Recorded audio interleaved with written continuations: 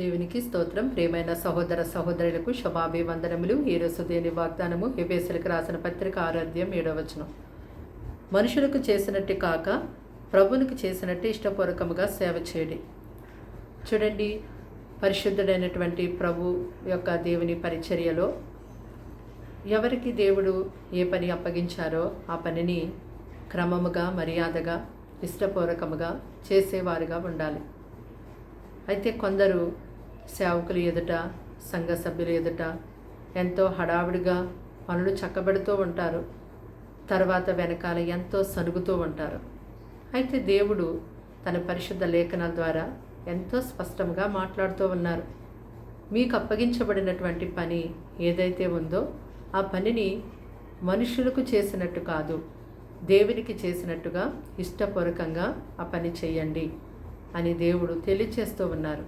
కనుక దేవుడు తన యొక్క సేవ పరిచర్యలో మిమ్మల్ని పిలిచి, మిమ్మల్ని ప్రేమించి, మిమ్మల్ని నమ్మి అప్పగించినటువంటి ఆ పరిచర్యను, ఆ పనిని, ఆ సేవను మీరెంతగానో దేవునికి చేసినట్టుగానే ఏ సమయంలోనైనా సరే ఎల్లప్పుడూ కూడా దేవునికి నచ్చినట్టుగా ఇష్టపూర్వకముగా చేసేవారుగా ఉండండి.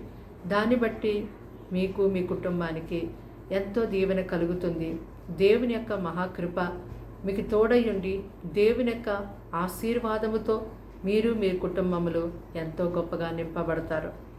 అలాగే మీ యొక్క కుటుంబంలో మీకు దేవుడు ఏ బాధ్యతను, ఏ భారాన్ని ఇచ్చి ఉన్నారో ఆ బాధ్యతను కూడా మీరు సరిగా నిర్వర్తించేవారుగా ఉండండి. మీ ద్వారా మీ కుటుంబానికి మేలు కలుగుతుందేమో, అందుకే ఆ బాధ్యతలో దేవుడు మిమ్మల్ని నిలబెట్టి ఉన్నారేమో.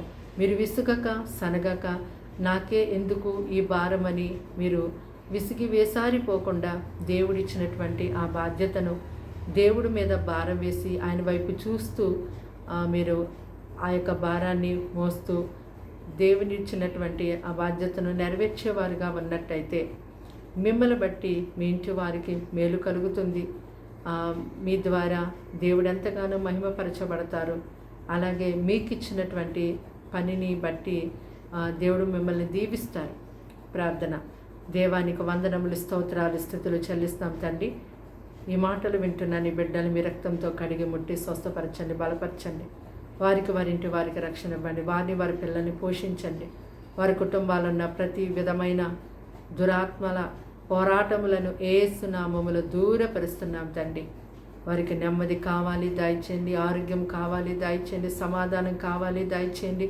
ప్రభువా, నీ హస్తము చాపండి. ప్రభువా, నీ వెలుగును అక్కడ ఉంచండి, కాపుదలు ఉంచండి, నీ బలమునుంచండి, నీ ధైర్యమునుంచండి. ప్రభా, అపవాది విరోధ చీకటి కార్యములన్నిటినీ వారి గృహములోనించి ఇప్పుడే దూరపరుస్తున్నాం తండ్రి.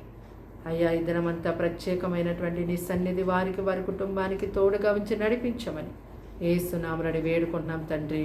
ఆమేన్.